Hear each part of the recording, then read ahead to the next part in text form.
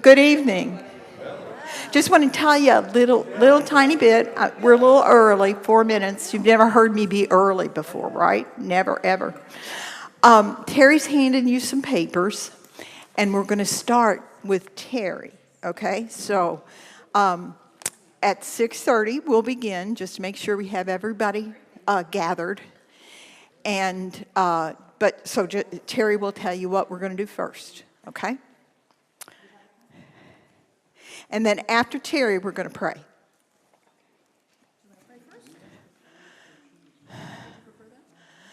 Yeah, maybe so. Are there people still downstairs? Well, that makes sense. Hi.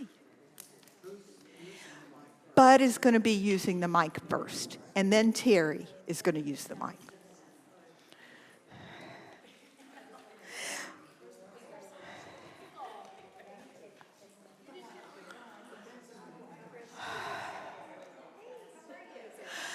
As soon as we get our gathering from downstairs, we'll start. Hey, Michelle, where's your sweetheart? She's doing her homework, but I can bring her out. You can later, yeah, when we're ready for it. Is Erica still downstairs? Erica, yes, Chad, Kaden, and John. Okay. Yeah, they have to be up here, please. Yeah. I want to thank everybody, too, for being understanding about the liquids, because we're going to unveil the model in a little bit. And the model is, I'm not even going to talk about it. But I'm going to tell you that if we spilled anything at all on it, it would damage it. And we don't want to do that. So I just am very grateful to you. This is the best congregation in the whole world. So thank you for understanding about the liquids and not having them in church tonight. We got everybody? They're not here yet. Oh, are they coming up? Okay. Well, you've never seen me look at a watch before, right? This is something new. Can you tell how excited I am?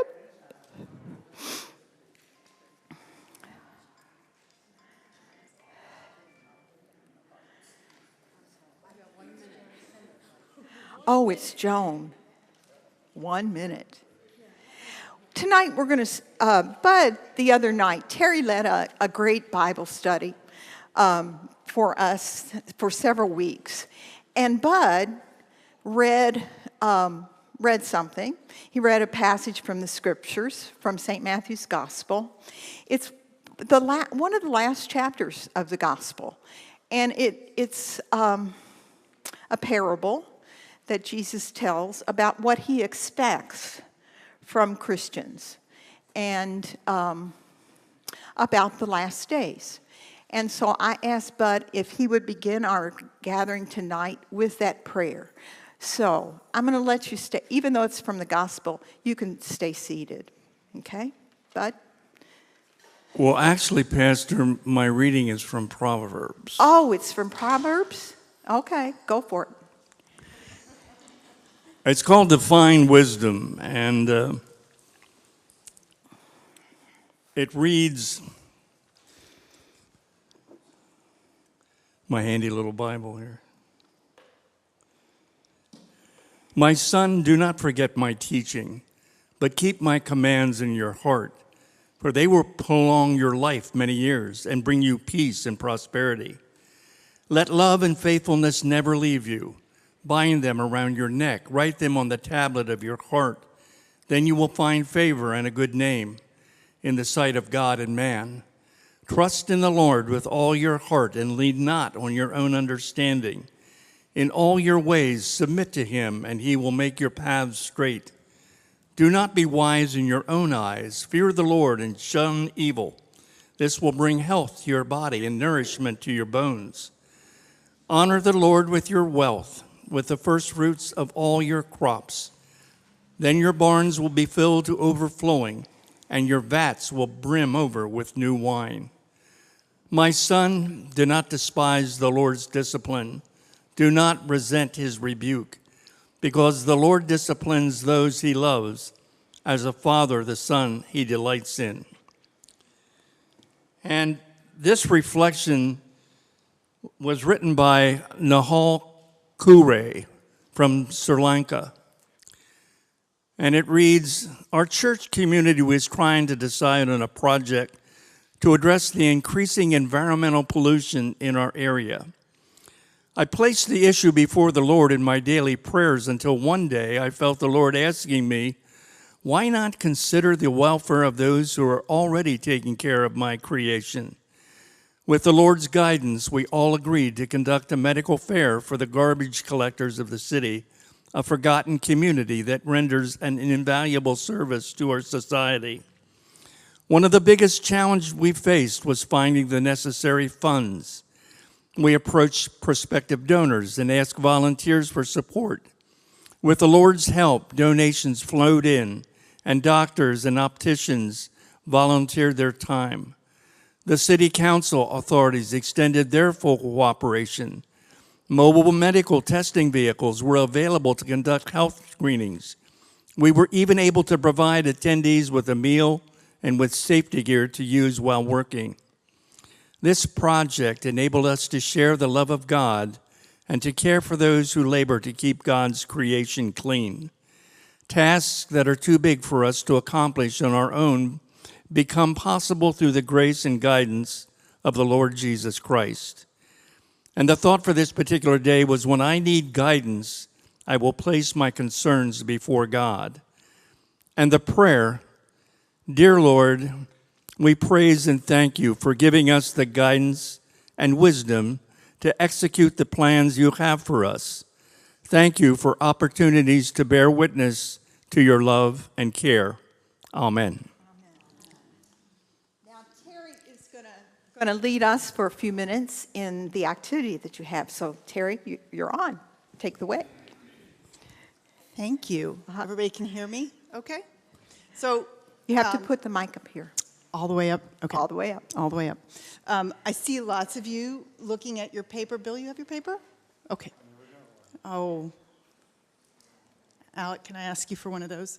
So thank you to everybody who read it. I saw lots of people furtively writing their answers. This is just a little bit of an icebreaker because I'm one of the newer members here at St. Christopher's, and my husband Bill, and I know that there are a few others who are relatively new here, and I thought this coming together would be a great way for us to just sort of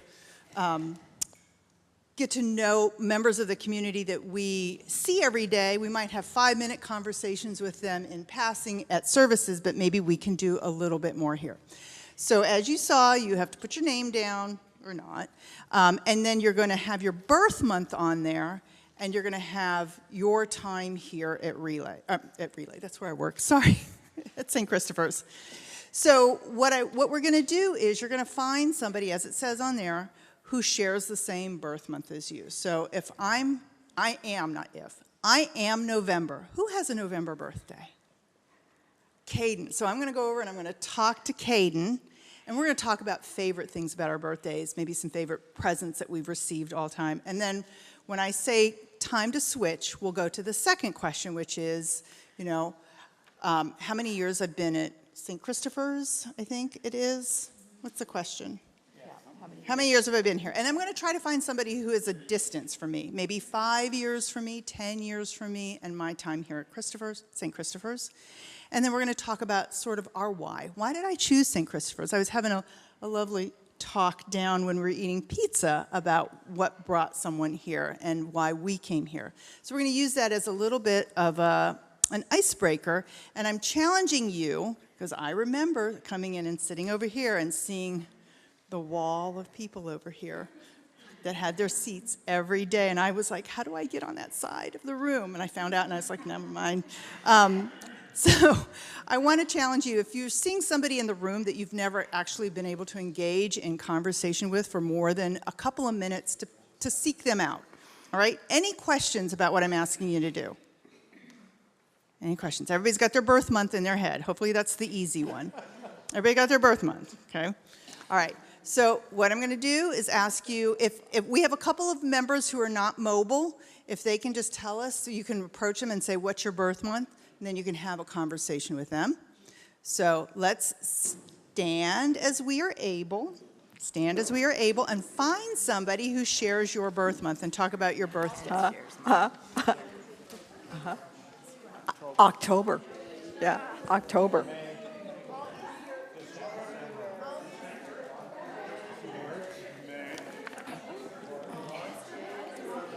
What's your birth? Oh, I know hers. I know hers. Zodiac has changed. They're saying so like Scorpio. Yeah. So now I'm Sagittarius, but it's telling me I'm more likely a Scorpio than a Sagittarius. I'm like, I'm Sagittarius. July. No July here. Are you out there on?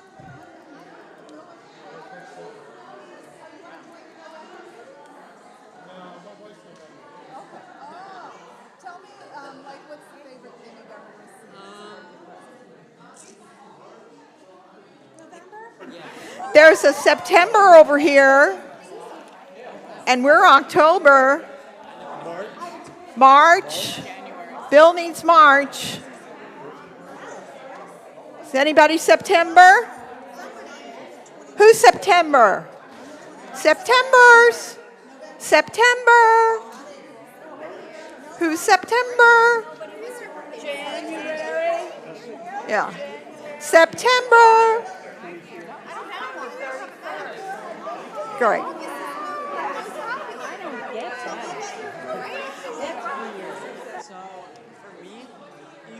Barbara, what are you? What month are you? Exciting answer was a few times we went to Kalahari, the water park. So we got to go there for like, it was sort of like Thanksgiving and my birthday. We were like, we'll take a trip over Thanksgiving, but it'll be here. Yeah. Yep, that's what sucked about our birthdays. Yeah, me too. I was always a Thanksgiving birthday. So in school, in elementary school, when you get to hand out all the invitations for somebody to go to your birthday party, you skipped right over it. Yeah. What's your favorite birthday present?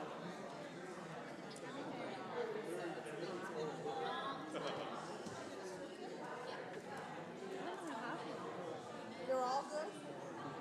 Yeah, nothing like memorable.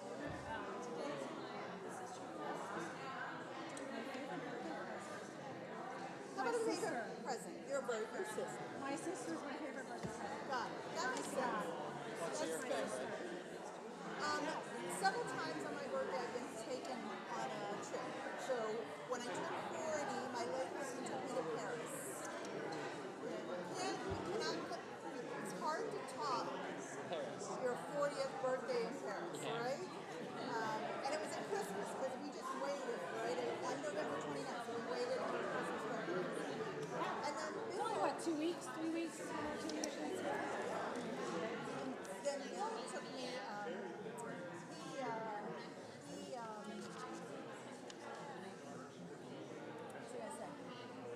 he took me down to the eastern shore of Maryland and let me go antique for the whole weekend and bought everything. So a shopping trip, basically. Yeah. Shopping trip. I would say my sister, and sometimes it snows. And that's And like which a one? gift, snow. Oh. When it snows on my birthday. Oh, yeah, that's really nice. Even if it's flurries, I don't care. Yeah. It feels really cozy. Yeah. I'm going to get people to switch, so go find somebody. All right, can I have your attention? Hello? We're having great conversations. If you haven't switched to your second question, is that somebody different from your first question? Okay, but you know each other. That's what did I say? What did I say? Go talk to somebody you've never talked to before. Talk to everybody. I know you have. Somebody you've had less That's than not like fair. in half I an talk hour. to everyone. I know everyone. Somebody that you've talked to less than a half an hour. All right.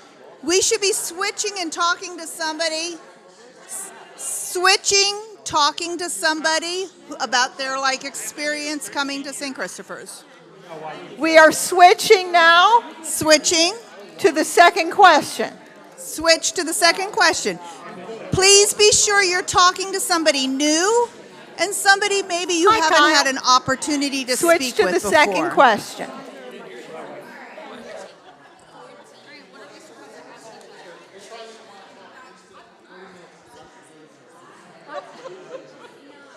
We went around each other during Christmas.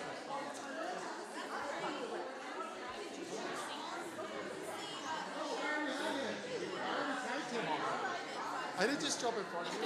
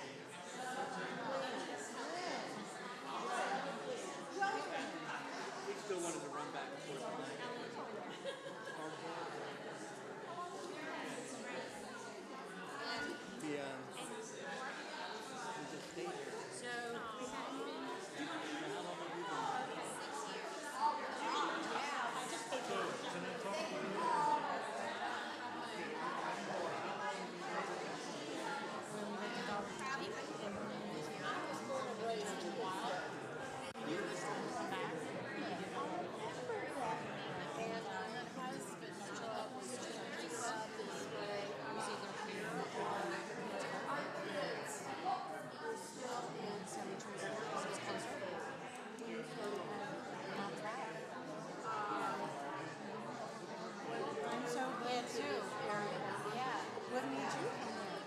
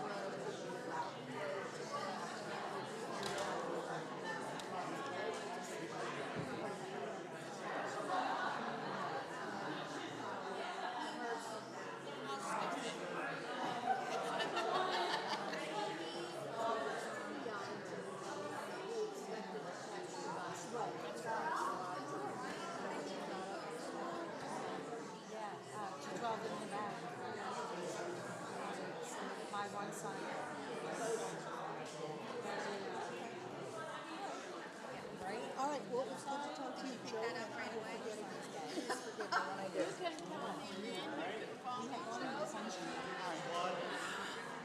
All right. I hope everybody has had a lovely time speaking to a fellow parishioner, a friend, a new friend, an old friend. If we can take our seats, if we can find a comfortable place to sit.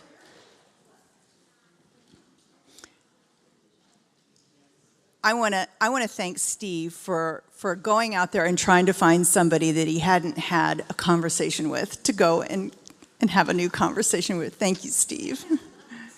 I hope you enjoyed getting up and walking around and talking to people that maybe you haven't had an opportunity to just ask a few questions. Anything stand out for you? Anything that you learned that was a surprise that you want to share? Anybody? Ken likes cold weather. Steve. John bought himself his own birthday present. The vet. if I could buy myself my own Corvette for a birthday, I probably would too. Right, exactly. Yeah. Any other musings, Bud? Layla's favorite birthday present. Which one was it? Layla. Layla. Oh. It's a toy cleaning set. And she told me, I love cleaning. Ooh, Layla. Cleaning set. Yeah. You're going to get out your calendar and people are going to book it. Electric bike? Oh my. All right, well, I hope this is the first of many conversations we have about why we are here at St. Christopher's, why this place matters to us, and how we're going to continue to grow as a community, to support each other as a community, and embrace the larger community around us. Marianne, is this a good time to hand it off to you? It's a good time. I don't know if I'm muted or I'm not. I'm muted? Now I'm unmuted. Okay. I'm just so grateful that you all are here. And I want to kind of give you an overview of what we're going to do tonight so that you're not sitting there wondering. I'm going to talk first, and then Mary's going to talk, and Donna's going to talk, and then we're going to let Ed have the majority of the time, okay? And we're going to unveil the model of the whole entire project. Before I talk, I would like the committee, anybody who has served on the project and planning committee, except for you two, okay? Would you please stand? Who's ever served on the project and planning committee? Bud? Okay? These folks are, I'm going to speak for myself. They have done phenomenal work together.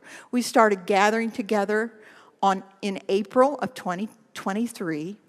David Jenkins took on the responsibility of being the chairperson of that committee and has done phenomenal work.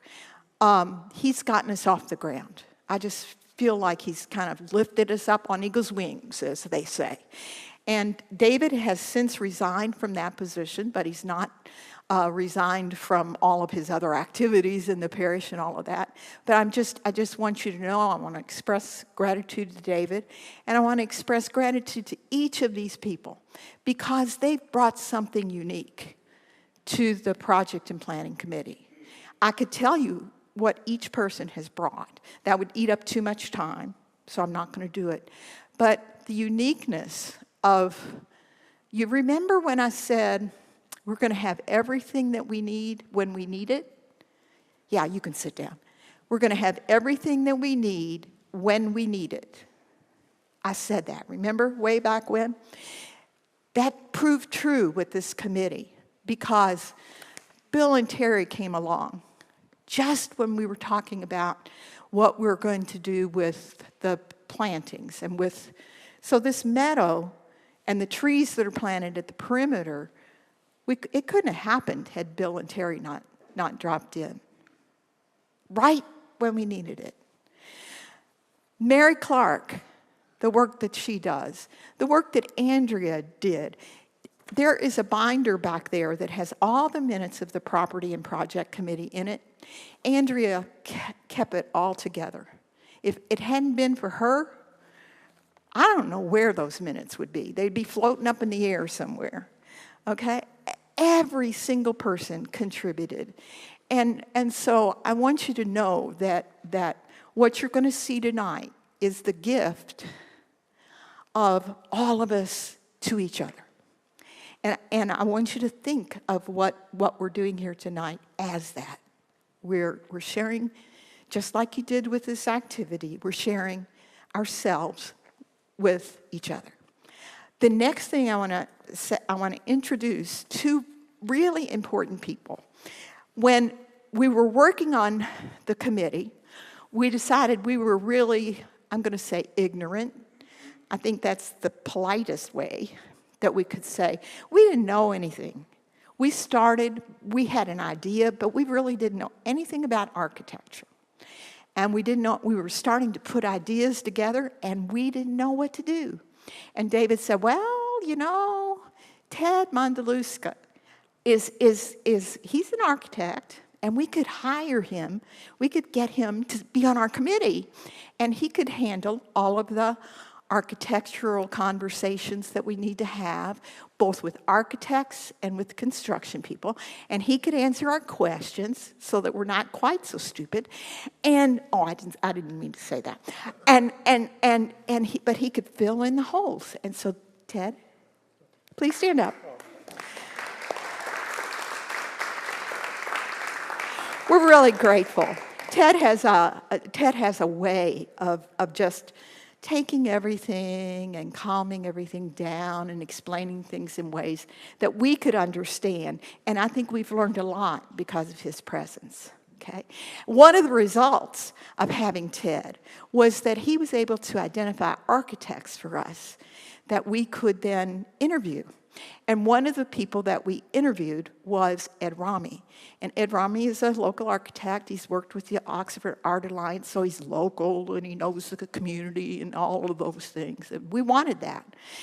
And we wanted somebody who could be creative and visionary and who could take what we had done and magnify it, make it more beautiful, take it to the next step. And work with us to make what we were seeing or thinking about, that we didn't really know, work with us to kind of shape it and become what we were hoping it could be. And we interviewed 3 architects. We asked them all the same questions. And we chose one who clearly fit the bill and filled all of those holes and beyond that. We could not have chosen anybody better. And that person is Ed Rami.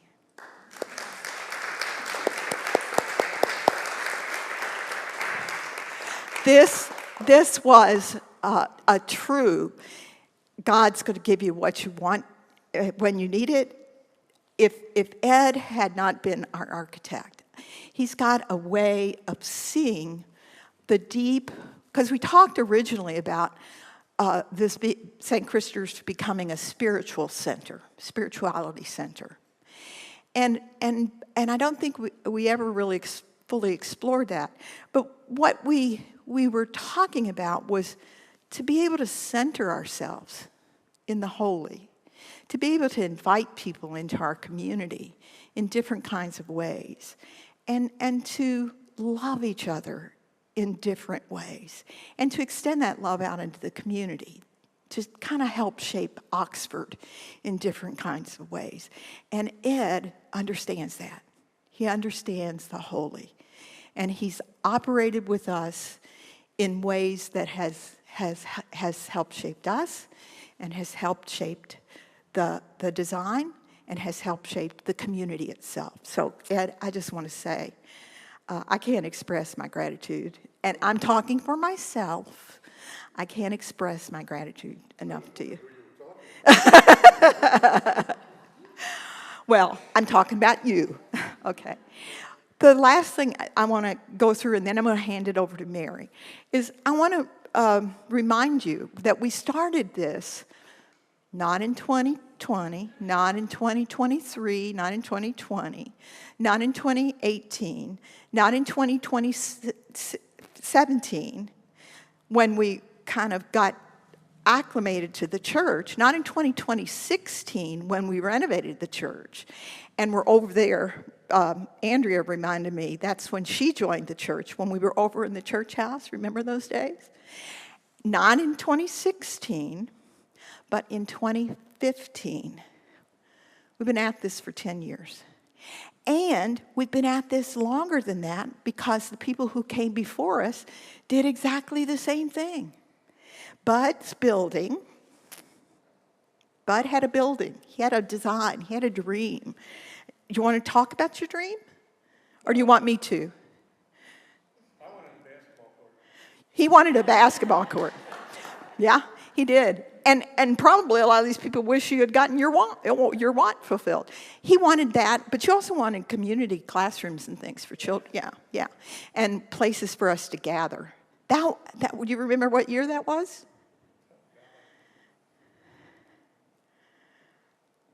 See? That was back in 2010, 11. Oh, it has to be before that because I came in 2011. It was way before that. Okay? It was way before that. And then, this is what I want you to do. I want you to pretend that you are sitting in the basement of and you're one of the people who said, I like all these other churches, but I really want to go to the Episcopal Church. And I don't want to drive down to Kennett, and I don't want to go to Parksburg. We'd really like to have an Episcopal Church in Oxford. So you're sitting in the basement, and you're trying to figure out, can you do it? Can you pull it off? Can you make it happen? Is it worth it? Can you risk it? You really want it to happen. And you want it not only for yourselves, but you want it for your kids. And you want it for the next generation. You're not just thinking about today, but you're thinking about the next generation. And hopefully the next generation, which is our generation, by the way. And you sit in that basement and you decide, we're going to take a risk. And you come up and you put in the amount that you can contribute, participate in. And you say, we'll never make it. We can't do that. We can't do that. It'll never happen. We can't do that. And you come $2,000 more than what you needed. And St. Christopher's Episcopal Church began because people like you decided to bet on the future. And before you leave, I want you to make sure that you look at that drawing over there, because that's the original drawing for the church. That's what those people in 1955 were dreaming about. And this church had that wall knocked out, and the church was extended. Okay? It expected us to grow and grow and grow exponentially. There was another building. That was that building that kind of Bud talked about over here. Okay? That's what they envisioned. That's what they wanted. That's what they wanted to create for us 2 generations away, or two time histories away.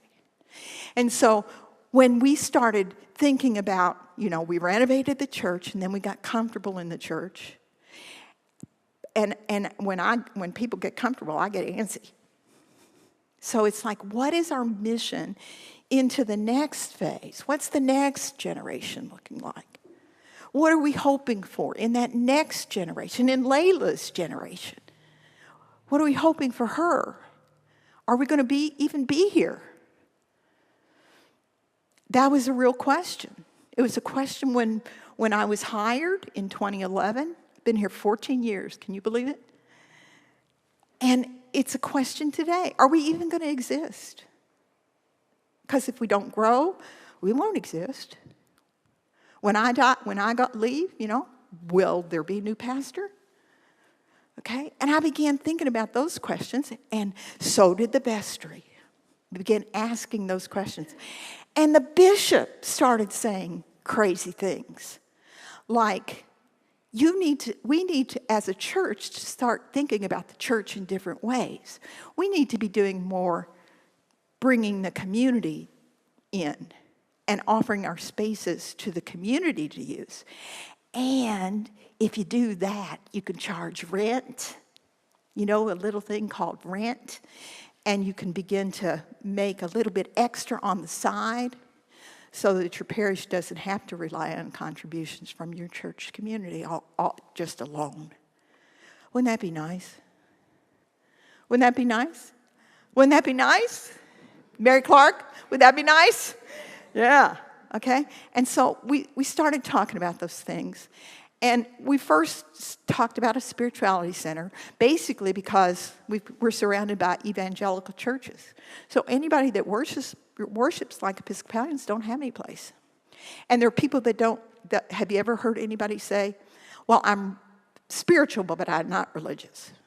Heard that said? Well, they belong in the Episcopal Church. We've got a place for that. And have you ever wondered how the church is going to continue if we don't have kids?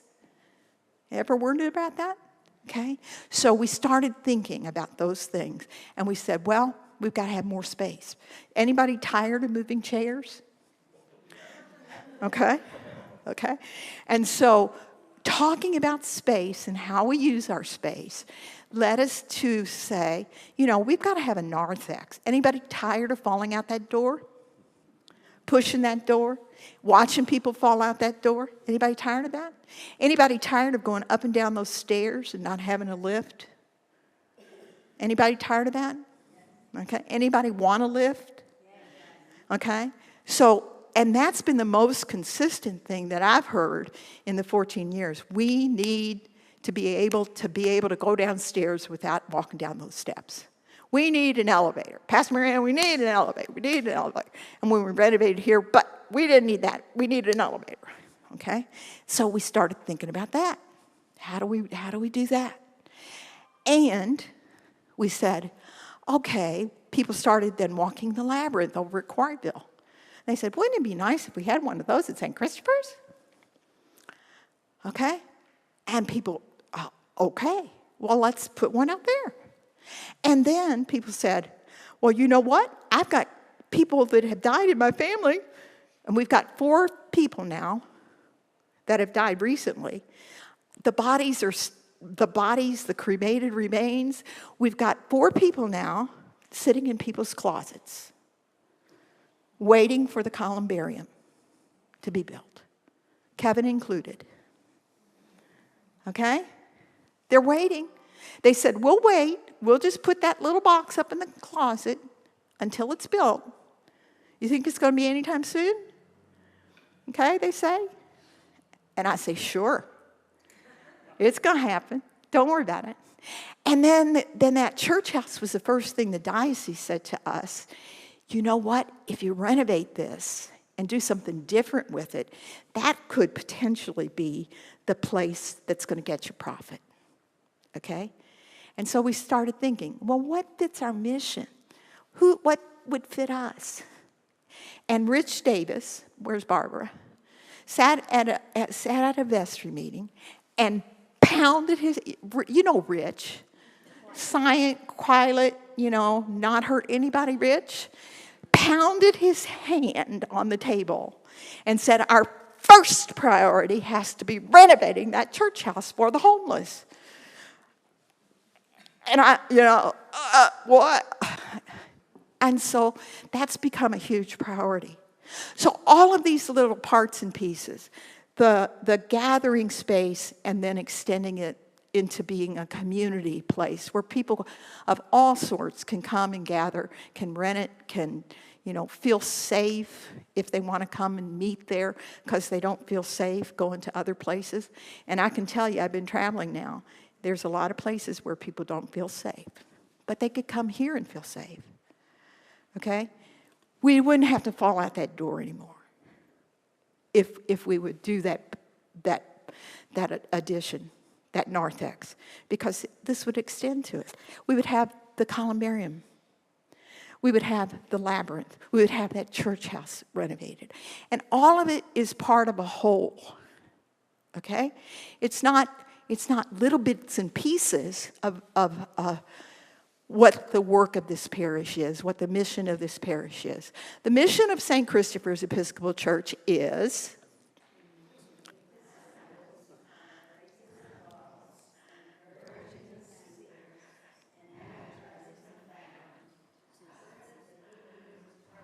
so it ends to make disciples by spreading the good news of Christ's love. Is that still what we want to do? To spread the good news of Christ's love. And that's what all these little parts and pieces are about. Okay? Now, the issue is, how are we going to pay for it? How are we going to do that? We can't do that. The people sitting in the basement said, we can't do that. We can't afford that. We'll never be able to do that. But they did, because they cared enough about us. And Mary is going to explain what we've done so far to make it possible. And the lift, to be able to go downstairs, up and down, is the very first piece. We know that that's what the community really, really wanted. And so that's where we started, was with the lift. So Mary Clark, you're on.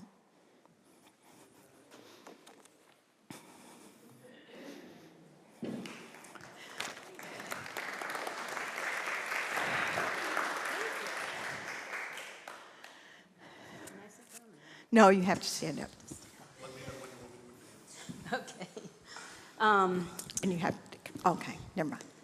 So on the screen is the accounting for the, this is the part of the project that's for security, the PCCD grant. So we received a grant of $150,000 from the state. We had to match it with $75,000 for a total of $225,000. So that money we knew we were going to spend. So, in what?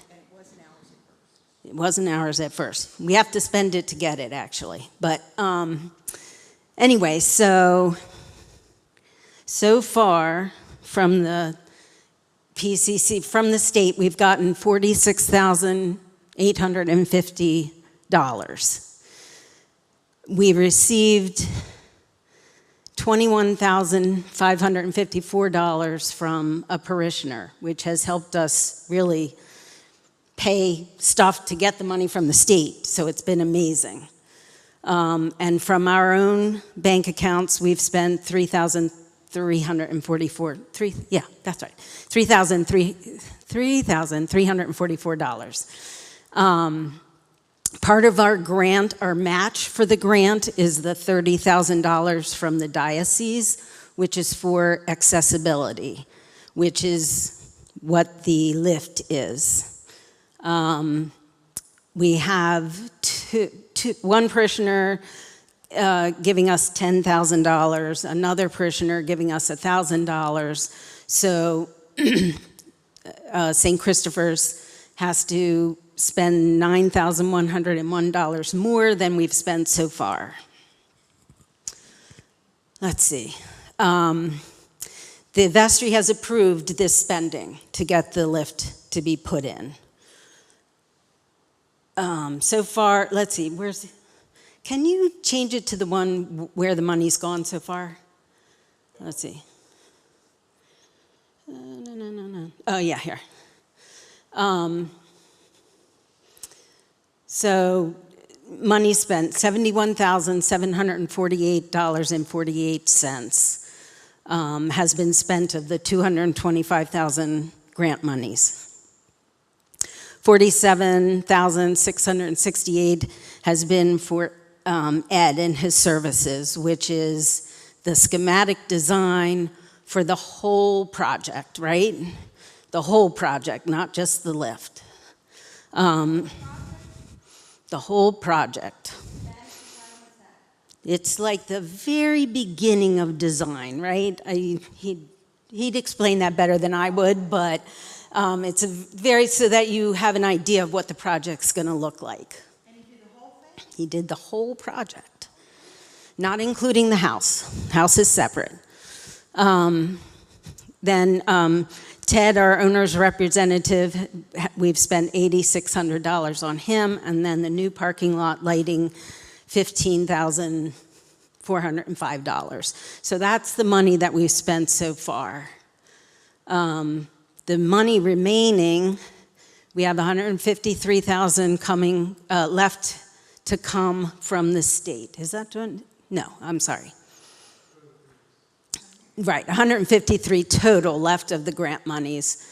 103,150 will come from the state, 30,000 from the diocese, the grant for accessibility, which we actually have received. We've received that money. The 11,000, the promise from parishioners, and we would certainly accept any other donations gladly from any other parishioners, or not another 9,000 coming out of our savings. I'm sorry?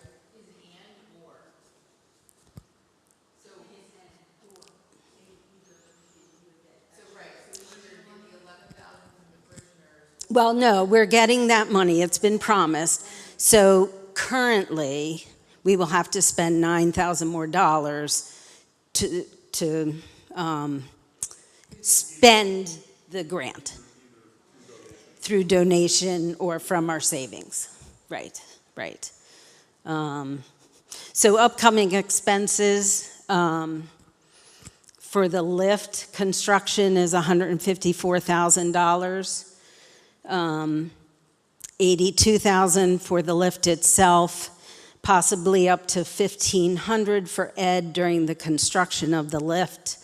So the total amount was $238,511. I think we need to go back to the previous one now. Sorry, I was a little backwards. Thank you. So upcoming expenses. So Starrett is our contractor. They'll get $154,000. The lift is $82,000, total of $237,000, and then Ed's amount. So $238,511.49.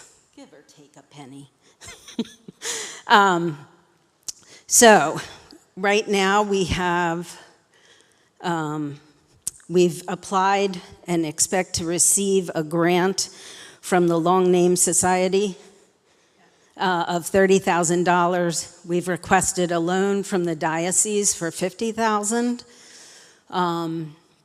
They charge a minimal amount of interest, and they told me 2% interest, and the vestry has voted to pay that back using the dividends, thank you, from our investments. So, and then when that's paid off, the diocese will give us the interest back. So the additional amount needed, given that we get the loan and the grant, is another $5,259.97. I think somewhere I had the total amount that it would come from us. Is that on another slide? There we go. Yeah. No, the next one. I think the next one is. So, these are things we hope will happen. Another $5,000 from our savings, the loan from the diocese, the Long Name Society grant. Yeah, it's because it's called the Advancement Society for the Expansion of the Faith in the Episcopal Diocese of Pennsylvania. Very long name. So with this, the whole amount that will come out of St. Christopher's savings, unless we get more donations, is $19,255.96, and of course, somewhere around that, which is about 6% of the total cost of the project. Are there any questions?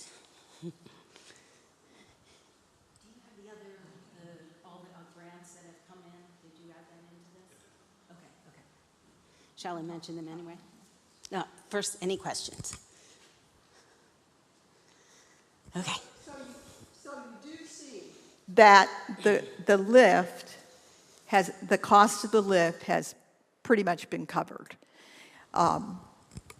So except for that one little amount, and it could come out of our investments, or it could, hopefully.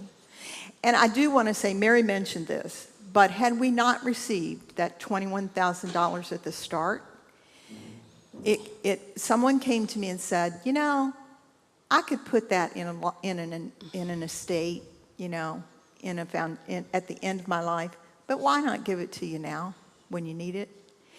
If that person had not done that, we couldn't even be talking about this, because those monies were what was needed to pay for the lights. And when we paid for the lights, then we could apply to the state so they would reimburse us for the lights. So that $15,000 came out of that one donor, paid for the lights, state paid us back. And then that $21,000 paid for part of it. Ed, you're owned by that person partly. Okay? It paid for part of that. And then we could file to the state and get that reimbursed. So if we'd not had that one person step up at the very beginning and believe that this was worth it, we wouldn't be sitting here. So I just want to say thank you to that one person and to everybody who's contributed anything to this, to making that lift possible. So hello? Yeah. The one other thing that I'm sorry, yes. Is the 19,000 that we're going to put into the lift, the architect fees, the 47,000 or so, that's already paid? Yes. That's all paid?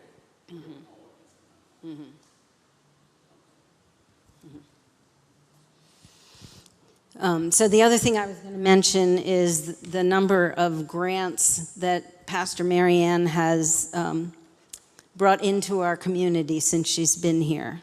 We had $10,000 from the diocese when we put in air conditioning in 2013. We had $24,000 from the diocese in 2016 when we got the sound system. We got the $14,100 for the labyrinth in 2021 from the diocese.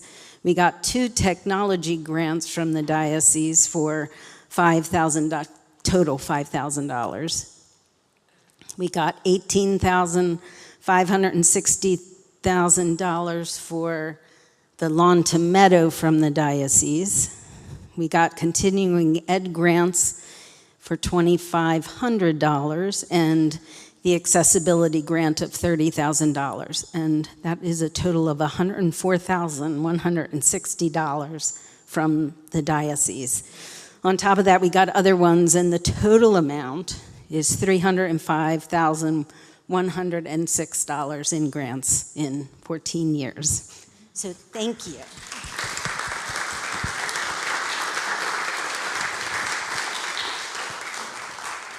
Nothing else? Donna, you're next. Donna's going to talk first. And then you're on. I just want to say a little bit about the church house, which is very near and dear to all our hearts. And once we're finished with the lift, that will probably be our next area of reconstruction. And so we've been working very hard to get that done. And because of an invitation from Andrea and Melissa Picella, Pastor Marianne has been participating for over a year with the Housing Alliance and everyone concerned about homelessness in Chester County. Last year at the meeting with the Chester County Housing Meeting, she spoke and also got connected with several people who have turned out to be our partners in being able to renovate the church house. She also spoke at this year's Housing Summit about how churches can help in the work of creating homes for those who are unhoused. Michael Hartman, the Chief of Staff for Senator Carolyn Comita and Senator Comita herself, will write a letter of support when we submit an application for a state grant later in September to get funds to renovate the house. We met with Joyce Chester at her first meeting and have been working with her for over a year. We met the executive director of the Housing Partnership of Chester County and his successor, Jeff Spencer, and is now working with us. Joyce Chester is the executive director of the Friends Association. This is the agency that will operate the house once it is renovated. Friends work with the homeless to move them into transition. They have several places now. Our house will be renovated to house 2 families who will have gone through the first stage and are ready for transitional housing. They will live in our house for about a year, saving and preparing to purchase a house of their own. That is where Jeff Spencer, the Executive Director of Housing Partnership of Chester County, takes over. He helps people find affordable housing and will help the people coming from our house. Our project is unique because it moves people from homelessness through a time of transition, which is where our house will come in, into 2 permanent home ownerships. Josh Maxwell, Chester County Commissioner, says that these partnerships, Friends Association with St. Christopher's with Housing Partnership of Chester County, is a strong partnership, and working together we will help secure state funds. Jeff Spencer has connections with Habitat for Humanity, so we also may be able to work with them. Those discussions will be happening next week. Ed Rami, our architect, already has initial drawings for the renovation of the house. We apply for the fair grant later in September and October. We're working with the Diocesan Property Committee to receive diocesan approval, since we will be leasing the building to the Friends Association, which gives us income. Once we receive the funds, then Ed can move forward with the plans. So we're all very, very excited about the church house, and really want to provide that opportunity for people in our community to fare well and to flourish. Thank you, Donna.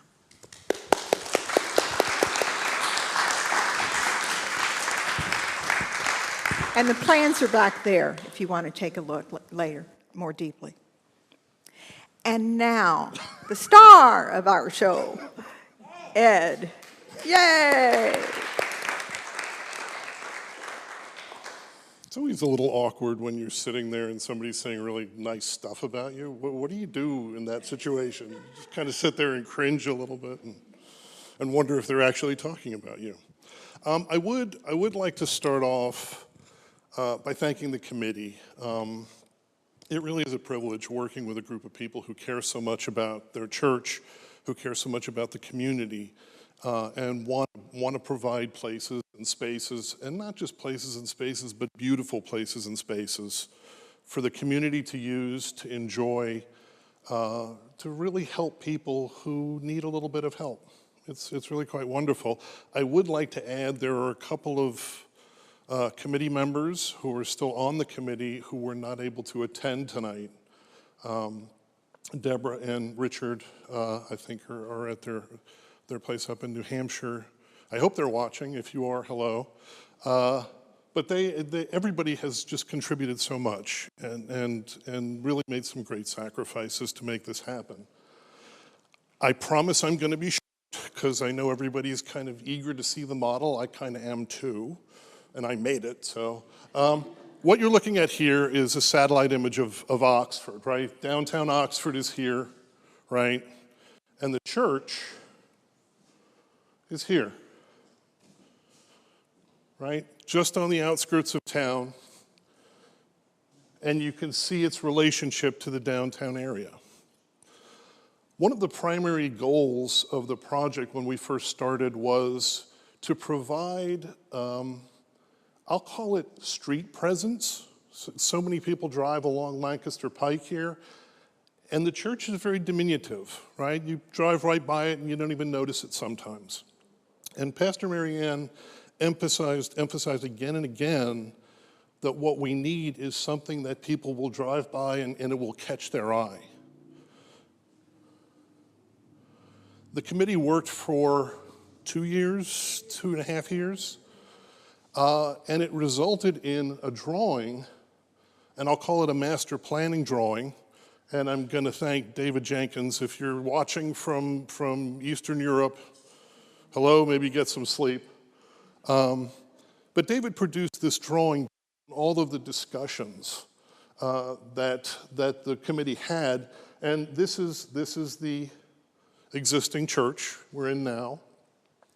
You can see Lancaster Avenue up here, and what he thought was that gathering room should be built on the Lancaster Avenue side of the church. Again, the intention is to provide something that would catch people's eye as they drove past. It's an excellent planning study. The gathering room, a baptistry here, the labyrinth for meditation, the idea of a columbarium so that those closet dwellers can actually have a home. I'm familiar with that because my father and brother are currently sitting on my shelf. They're very nice. We developed a series of sketches and design drawings to discuss with the committee, refining the ideas that the committee had originally put together. And as you can see, this is Lancaster Avenue up top. We played with the idea of taking the circle and making it an ellipse. The labyrinth, the baptistry, and the columbarium. And the thought for the lower level is to bring the ground down and then make those windows along the south side doors. So if you have an event downstairs, you can walk right out to a patio. We went through a number of these studies. It really is an amazing process. Eventually refining and simplifying to create, again, the labyrinth, the baptistry, the spirituality center. We decided to put the columbarium to push it off the side a little bit, thinking that if you had a place where people are spilling out during an event, you wouldn't want somebody there thinking about a lost loved one. At the same time, people are, having fun. And so we pushed the columbarium off to the side, and you'll see this in the model. It creates a little intimate space where somebody could really sit, take time to reflect. We work with models a lot, little study models. I just love building study models. Yeah, I think you'll see that through the presentation. What we did is, the first thing we did was to build a model of that original design from the drawing that David generated. We had to test it and see how it worked. Then the committee prompted us to offer other thoughts. So we started thinking, we started playing with different ideas, and one of the things, church is aligned along an east-west axis. The problem is that when the church was built, they used a compass to define east and west. And I don't know if everybody knows, but the magnetic poles of the earth are shifted a few degrees from the geographic poles. So east-west with a compass is not exact east-west, but now we have better tools. Of the three, I'll call them the three-legged stool, right? Episcopalianism is defined by scripture, tradition, and then it goes one step further, reason. So how does that influence the way we think about something that we design?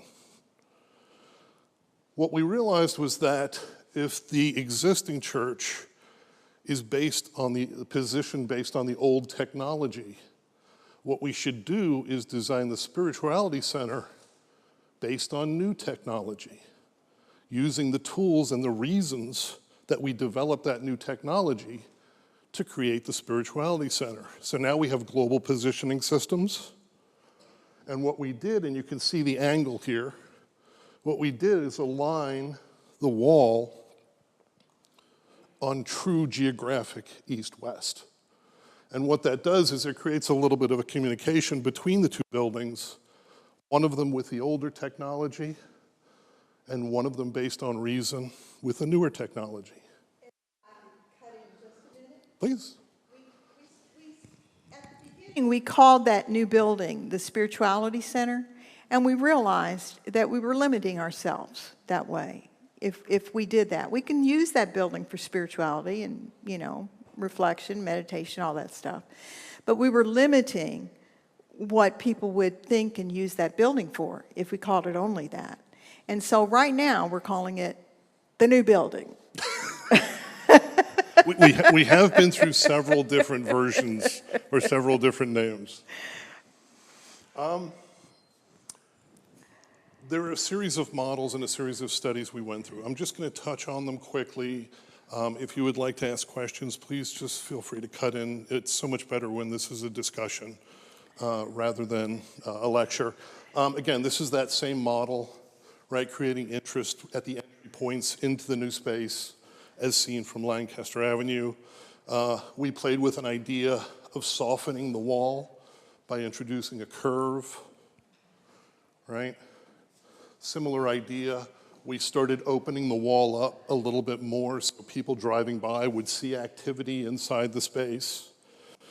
And then we started playing with a lot of different other ideas, right? We started playing with the ellipse. This one I think we kind of all realized was a little bit kind of an ugly duckling, so we passed right by it pretty quickly. But we continued to play with different thoughts and different ideas that members of the committee had put out, right?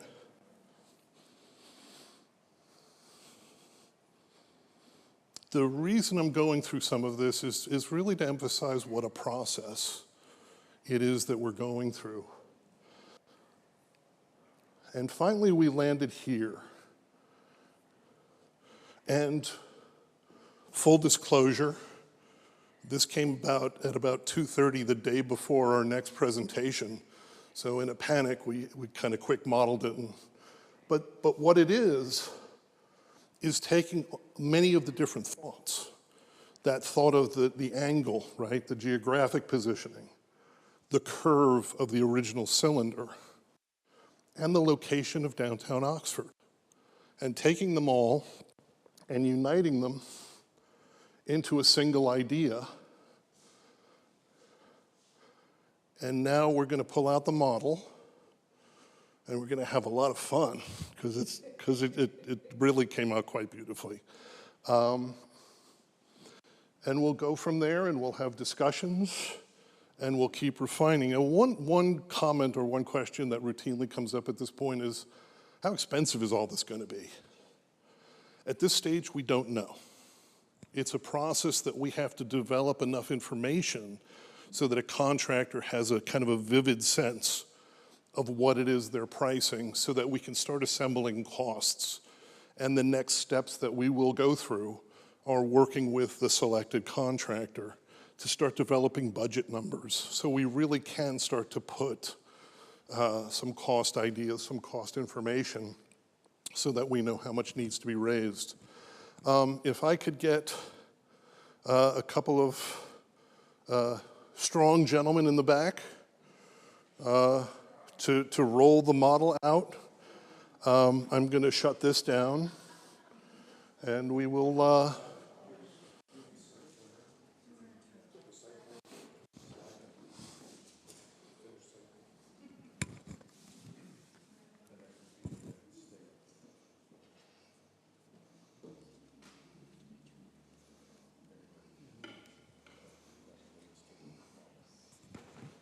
Hello.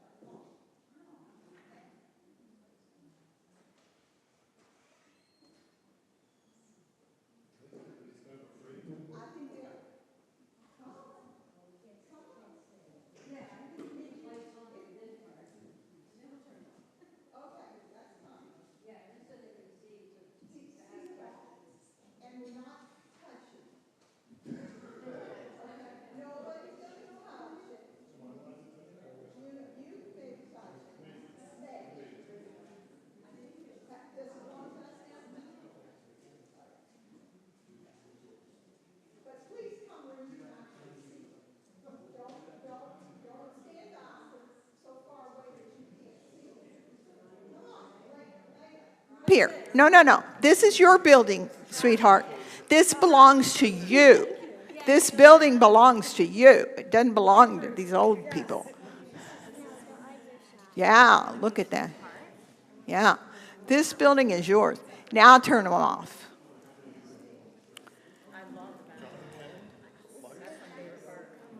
Now turn them off. Turn off the lights, please.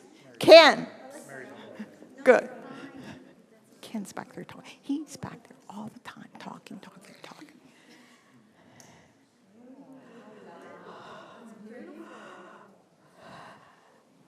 The existing church is here.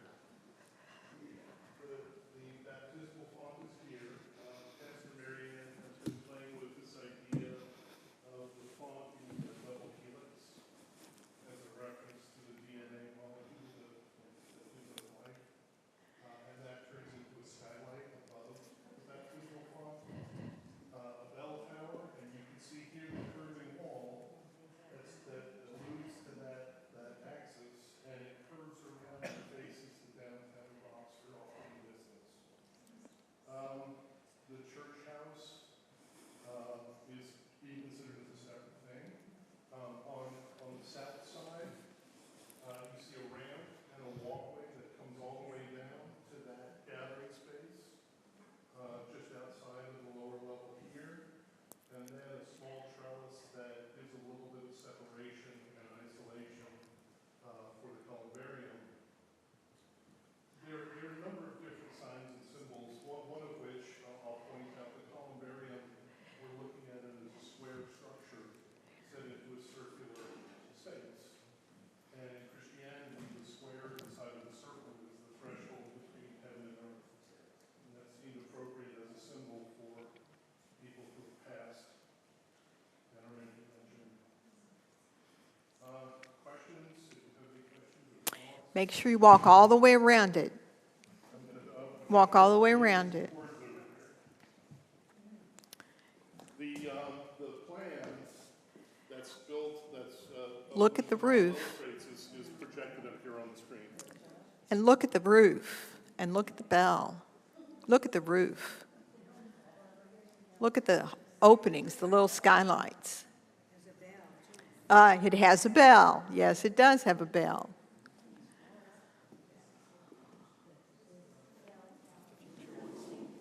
Huh? Yeah.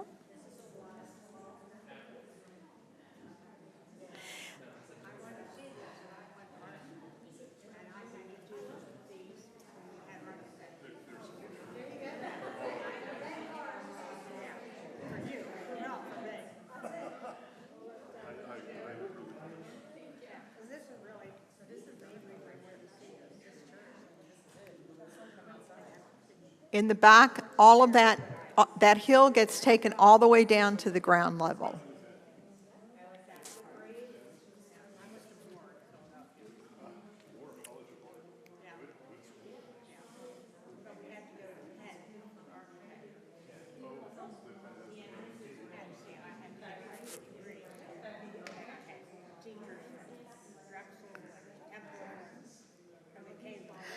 Layla, that's your church. That's your building. Belongs to you. It belongs to you. Would the only entrance be under the... Yes.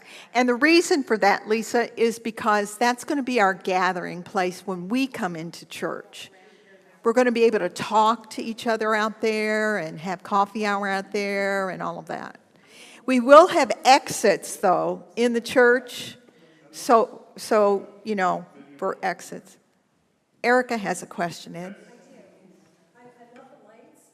Are there going to be, there's something called like a baller, and Yes. what that, they are going to be there? To keep people, it's Just decorative. protection for the, right, Yeah, from so a car. people in the cars, Somebody gets weird and somebody's not paying decides attention, to or just not paying drive attention. through. Yeah, Like, drive I through. hate to put this very depend on people, but somebody's just not paying attention. It's the world we live in. Is it okay to turn the lights on again so people don't fall? I don't know. Yeah, I guess so.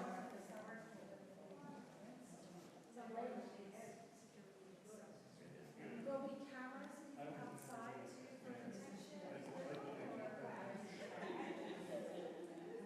If you haven't come on this side, make sure that you do.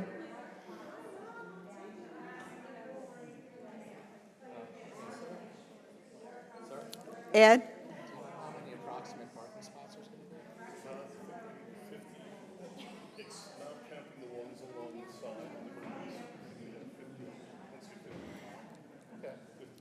Mention that, Ed. I actually have it written. 57. Perfect. And then there's roughly 10 more spaces available for overflow. Gotcha.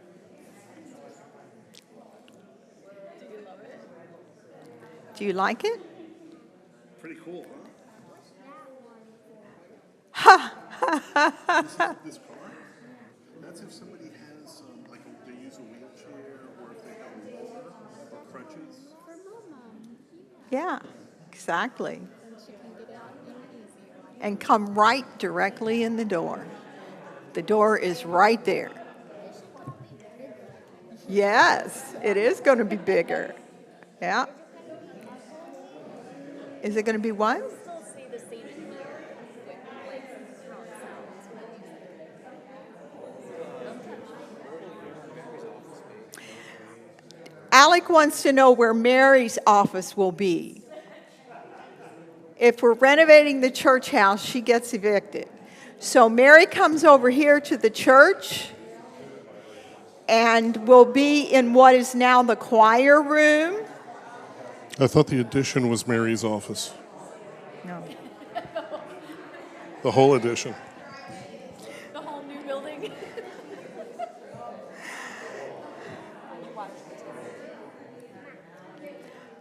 Isn't it amazing how they don't listen? Can I take a picture of it? Yeah, oh, absolutely. I love how much talking is there. Yeah. Nobody's leaving. No. Nobody's bored. No. Get your questions ready. People are taking pictures.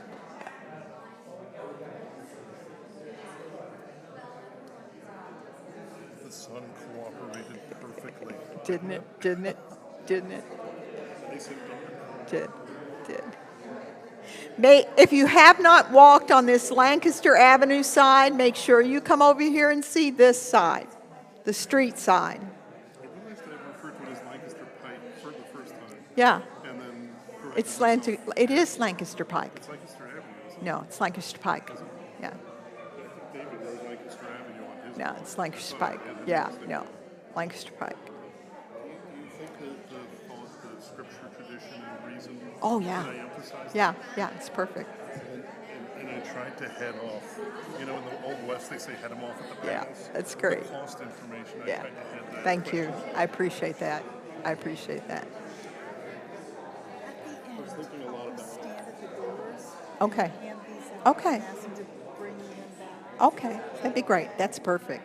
That's perfect. Uh-huh, yeah, that's great.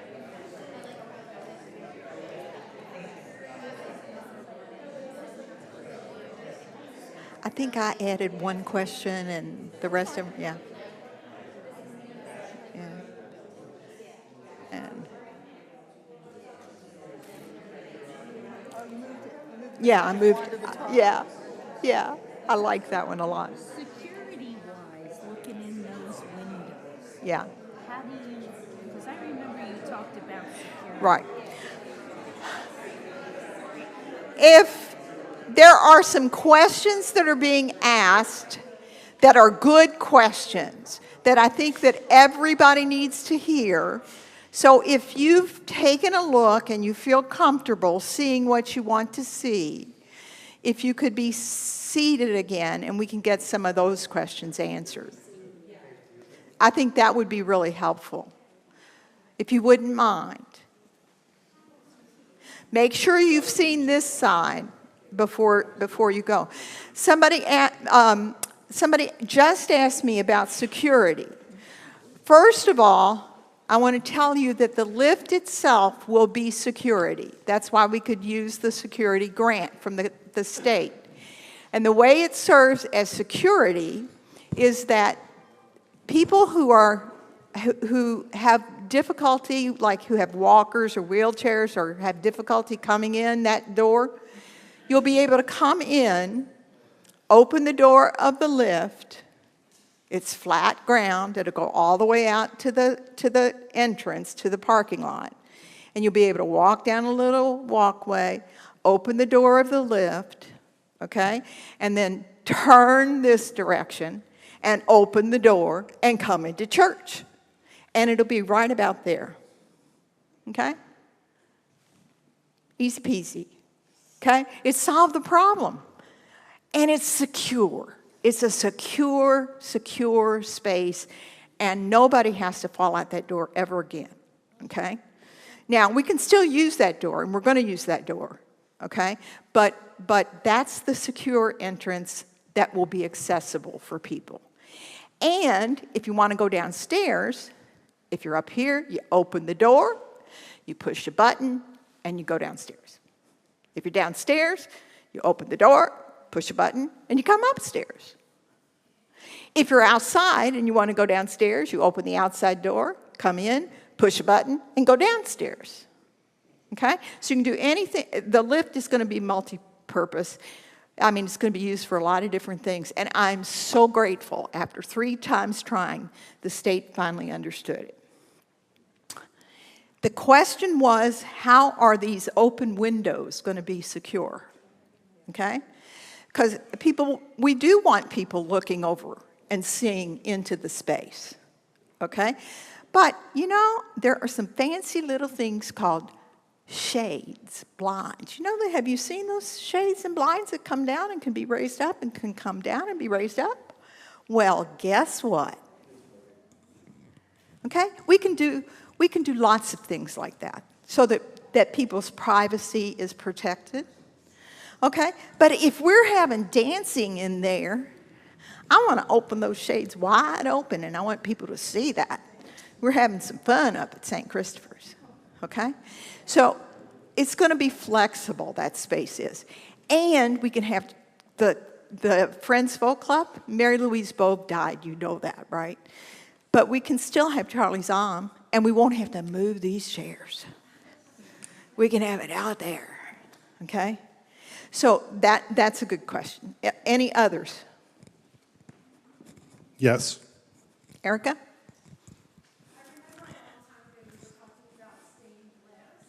Yes. Yes. Yes. But, you know, I suspect some of this is going to be... Okay, the question was, will that window have stained glass? Because we talked about that. And the answer is yes, when we have funds to do it. Okay? So I really suspect that a lot of these things, like, are we going to have a bell? Yes, when we have funds to buy it. The bell is going to be about $50,000 itself. And the bell tower is, what is the price of steel? Okay? So those things still have to be worked out. Are we going to have it? Yes. And are we going to raise money for it? Yes. Is there going to be some generous person that says, I really want the bell tower and I'm going to contribute this much? Bud said, trust God. That's what I'm going to do. So the answer is yes. Yes? Nikki? The blue dots on there, are those windows on the top of the building, of the new building? Yes. You're talking about here? No, down the rows of dots, the blue dots. Oh, those. Yes. No. In the original program, and I have to say the original program was amazingly detailed. So again, kudos to the committee. There was a request to be able to seat a certain number of people. And what we wanted to do was to be sure that people could sit comfortably, not, you know, kind of all, I'm a bigger guy, I don't like to be squished. So we spaced the seats very generously. And this is 103 seats. And there's still room for a small ensemble or a speaker. So it really can accommodate that. that larger crowd very comfortably. Yes? We're not planning to have a basement now. Yeah. And can you tell them where the exit door in this sanctuary will be? If we make this all glass at the lower level and doors out onto a patio, what we lose is this door here and the stair going down to the ground. So there'll be no way to go through that door down to the ground without losing a fair amount of the space that we want to make as a gathering, an outdoor gathering. So what we're proposing is, instead of the door being here, relocate it here, which comes right out back of the addition, and it's actually shown in the model on the back side here. So we have just the right amount of space to have a door, and the reason that we need it is for exiting, emergency exiting. How many parking spaces? In here, we're showing 57 spaces, including the van accessible space here. And then, because of where your property line is on the east, you have comfortable room for about 10 cars as overflowing, so including that 67. Are we parking on the grass? Yes. Is that like We could. Everything comes down to the dollars, but there is a product called Grass Pave, where you kind of embed concrete or plastic cylinders in the ground and fill it in, and grass grows through it. So it looks like a field of grass. If you've ever gone to a Walmart and you see a chain across a grass area, that's the path that emergency vehicles use, and that those grass pavers are actually underground to support the ground. If you want to see what it looks like, Dansko actually uses it as part of their parking lot. Cool. I guess you're mowing the parking lot, but I think cool. it looks beautiful. Is that ramp, handicapped accessible? This portion of the ramp is wheelchair accessible, and the reason that this is so long is so that it's flat enough so that you're basically walking on a slightly pitched sidewalk. When you build a ramp, you have requirements for handrails. It can only be a certain width. So what our goal was to try to bring people around in a very gradual way, but allow them space. And you notice on the model, and here we're putting benches, because as I get older, I need a place to sit every once in a while. And then what we did is, for people who do not need the ramp, we wrap stairs around the fountain and the waterfall. And I don't see the steps going down to the basement that we have out there now. Are those the steps that are right out here that go down to the basement, that we come in that door where the bathrooms are? That's all being built up as part of the plaza surrounding the labyrinth. So that goes away, the steps go away. The steps go away. Oh, the steps go away. And on the lower level, when you're coming out this way, you have to go up several steps. Yeah. The thought is to bring that down to ground so that you're not going up steps to get out. And you would come out of the lower level here and then just walk right out onto the pathway. Cool. And where is Mary's office? No. It's the front one, that one. The choir room becomes Mary's office and the mail room becomes the storage. Yes. I don't get one.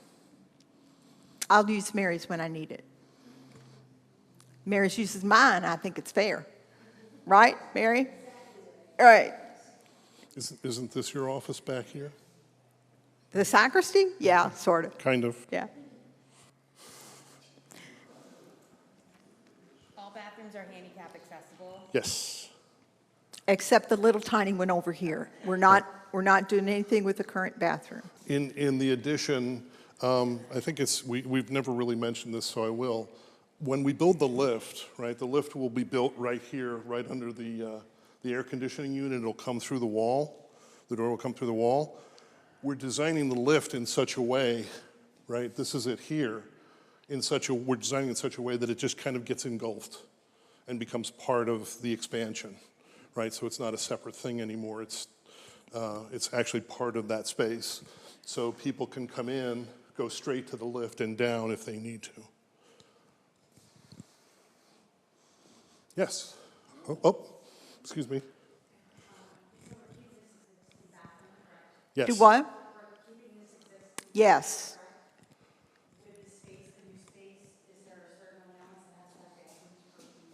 We have two new fully accessible bathrooms. The quantity of fixtures in a bathroom is based on the number of people that a space can accommodate. And I think it would make more sense to make the two of them unisex rather than male-female, right? And this parish has been used to that all along. Yeah. It's not done that way in the building codes, they're kind of antiquated, but I think it makes more sense. I've never seen a line outside of a men's room before. I hope that wasn't a sexist comment, but it's a fair try. Yes. Yeah. This gentleman had a question. Yes. So entertainment, so quickly hosting entertainment in there, places for coats, drinks, sinks, and stuff like that. Table storage, chair storage. There's a series, there's a little, I'll call it a kitchenette for coffee and whatnot here, a very large closet for coats, and then a janitor's closet and a very large space for storage of tables, chairs, fold-up tables, fold-up chairs, et cetera. Nobody's ever complained that they have too much storage, right? So we want to make sure that we can accommodate all of those pieces and parts that go along with the use of the space.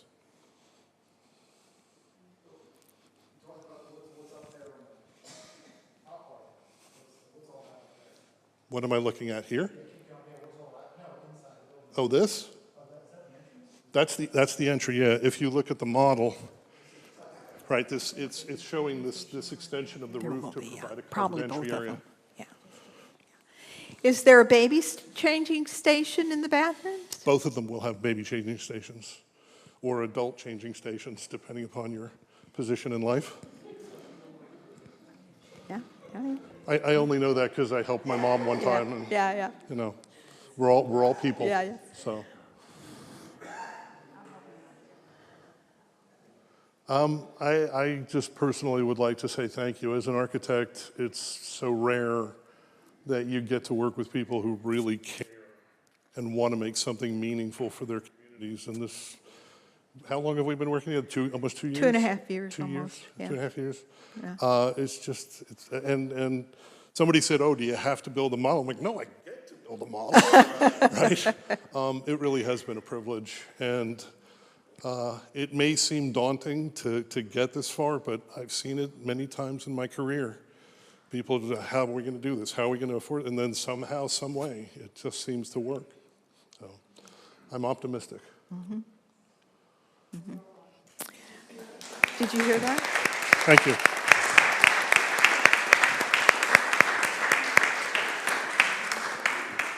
As Mary said, we will be applying in September, early October, for a FARE grant, P-H-A-R-E.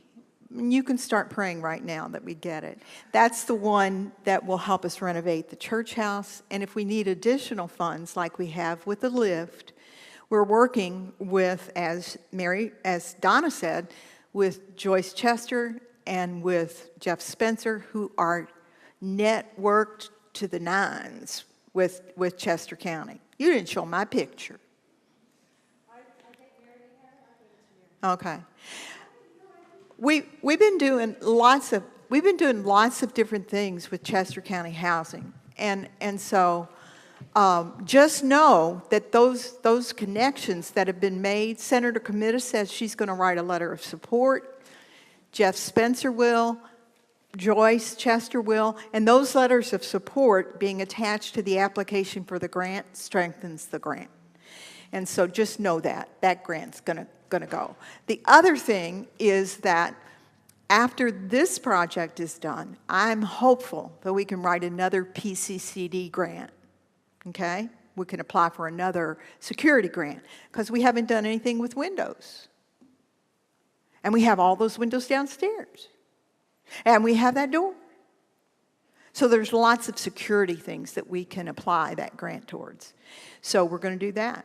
And we're going to be, do you know anybody that maybe would contribute $20,000, $10,000? We're going to be asking people, okay, to contribute. You might decide to do it, okay? Or I've got 2 or 3 people that I know have a little bit of money that we're going to go request it. And I took a workshop this summer that was really, really great. And they said, if you don't ask, you're taking away an opportunity for somebody to be able to give to you. And that sometimes people want to give, but they just don't know where to. They also said that money follows mission. Money follows mission. So if somebody sees what we're doing and likes it, never know. Never know. Just never know. I don't know if anybody saw the Chester County Press today. Pastor Mary Ann made the news. She was speaking at the Summit for Affordable Housing, and so it's a very nice article. We're going to run copies off so you can see it, but it's in this week's Chester County Press. Anybody wants to read it? Barbara? So I'm a little confused. I see the diagram and the lift is sort of in the middle over here. Yes. But I'm under the impression that the lift is going to be starting construction. It will be. So it's going to be in that position? No. Go ahead, Ed. This location on the drawing is this location on the church. Is right. So if we're starting a lift, we're not going to build 2 lifts? No. It'll stay exactly where it is. Yeah. Just on this side of the column. Yeah, just under the AC. So it'll be first. It'll be on the outside. Yeah. It'll be on the outside, and that's the only thing you'll see is the lift on the outside. And immediately, we have to spend that PCCD money by the end of April, so that lift has got to be constructed and complete by the end of April. Okay? That's what we're looking at. Through the planning process, we made sure that we would minimize demolishing something that we had just made. And when we positioned the lift, we examined a number of different locations for it and ultimately decided that in this location over here, it would just be incorporated as is into the new expansion. So it initially will be an outside entrance? Correct. Will it be an inside entrance? It'll be an outside entrance that you can come into the church or down into the lower level, yes. But then after the building, it'll be inside? Correct. It'll still have a door on it so that if the lift is in the down position, nobody accidentally falls into the shaftway. So it'll still have the enclosure. It'll just be it'll be inside space instead of outside space. And when is that going to start? The lift? Yeah. Hopefully, it will start as soon as we have that. Once the grant happens with the Long Name Society, which is October 20th, they meet. You can start praying. And once we get the loan from the diocese, then we'll have the money enough to begin the construction. So hopefully, October, November. The goal is, actually, the deadline is to have it completely built and operational, the lift and its enclosure, by the end of April 2020, next year, 2026. So construction will likely begin before Christmas so that we can get the underground work, the foundation in place. Concrete and cold weather don't go very well together. So we're going to try to beat the winter and get a head start and hopefully finish it long before the deadline that we have. The contractor thinks it's about a 2.5 to 3 month construction process. Cutting it pretty close. In some ways, I think there's still plenty of time, plenty of wiggle time, and the contractor feels the same way. So, And yeah, Barbara, I think we are cutting it pretty close. And the reason we're cutting it pretty close is we've had to deal with a lot of issues. You know, making sure that we've got the money where it needs to be and that we can move it and adjust it as we need to. And so, you know, the extra money that we need, those things, all of that, we've really worked hard to try to make sure that we're taking care of the parish.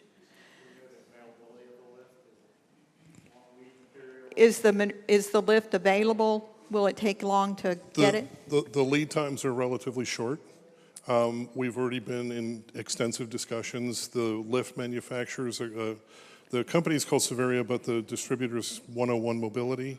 We've been working very closely with them to make sure, and they've been giving us updates if there's any extensions to the production times. But right now, things are going very smoothly. We're just kind of preparing for them not to, and make sure we have the time to address it if we need it. Thank you all. Love you. I have a very important question for the congregation. Is there any pizza left downstairs? There is? All righty. The other thing, Terry's handing out like a survey. Is there any, and the questions basically are, is there anything tonight that's happened that's excited you? Or do you have any other questions maybe that you think of later that you might want to ask, or anything you want more information about?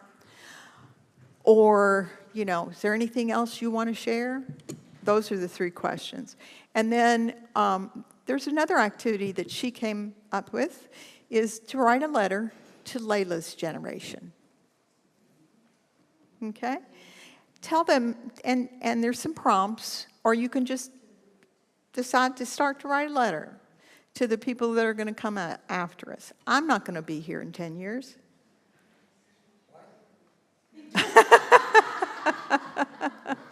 I'm not, you know, and part of this whole thing is to make sure that this parish can be sustained. This can be sustained, and that another really good priest is going to be attracted to this parish. That's part of this. I'm planning my time. You know? Huh? You're not. Well, that's a given. That's a given. I know. But that's part of it. I mean, it's this next generation. How are we going to live into that? Okay, Terry? Just when you pick this up, if you can either bring it back to a service and we'll have a basket or something, or give it to a vestry member, that way we can collect it and be able to do this stuff with the information. So take one, but also bring it back. Okay, the last thing, and then we'll end. Then Jesus, filled with the power of the Spirit, returned to Galilee. And the report about him spread throughout the surrounding country. And he began to teach in their synagogues and was praised by everyone. When he came to Nazareth, where he had been brought up, he went to the synagogue on the Sabbath day. He stood up to read, and the scroll of the prophet Isaiah was given to him. He unrolled the scroll and found the place where it was written, "The Spirit of the Lord is upon me, because he has anointed me to bring good news to the poor. He has sent me to proclaim release to the captives, the recovery of sight to the blind, to let the oppressed go free, to proclaim the year of the Lord's favor." And he rolled up the scroll, gave it back to the attendant, and sat down. The eyes of all in the synagogue were fixed on him. Then he began to say to them, "Today this scripture has been fulfilled in your hearing." The gospel of the Lord. That reading was read the day that this church was dedicated. And you can go, you can look more, you can leave, you can go get pizza, you can do whatever, but thanks for coming. Thanks for coming. Thanks for coming.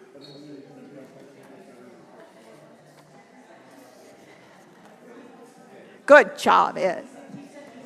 Ted's hailing me. Oh, okay. That's okay. Gotcha.